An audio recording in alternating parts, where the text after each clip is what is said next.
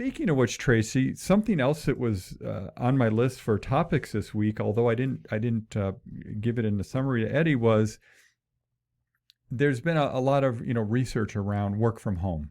Right. Work from home, obviously, after the last year and a half, has become much more prominent, and there's a lot of HR type companies like Upwork and different entities that deal with hiring and employees, and they feel like a lot of the research is pointing to that the work from home thing is here to stay. It's going to be much more common and much more viable going forward. I think not only is it here to stay, that they're expected it continuing to expand. Yeah. Right? Yeah. Obviously, there's lots of professions where you have to go in, right? Absolutely. Think about all the places we visit during the day, whether it's a store or a restaurant or a hospital or a medical facility. They need people in the office. But so many businesses have adapted really well that they're expanding it long term. Yeah.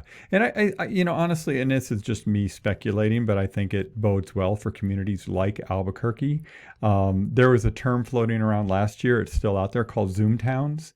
So Zoom towns were people that lived in, crowded cities in like the West, let's say, and they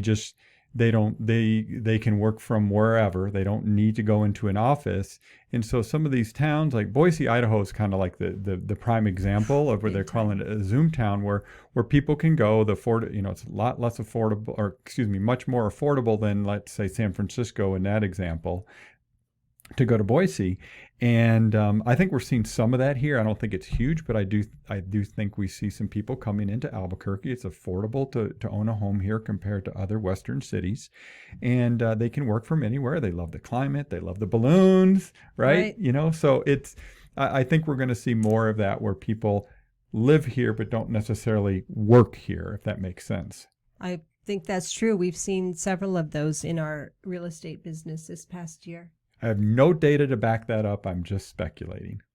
How's that? I always got to put those caveats in there because I like to be honest with what I'm saying. Well, we have had a few clients we've worked with who are that way, that they're choosing. Yeah. I can think of a few right off the top of my head who have bought here but are remote working now. Yeah. And, you think about our son, he's in the Phoenix area, and he chose his employer out of college because he wanted that experience to be at their headquarters. Yeah, exactly. Even though a lot of his coworkers were all over the world. And so he had his first year there in the office and getting to see what that was like, being a business person going to work.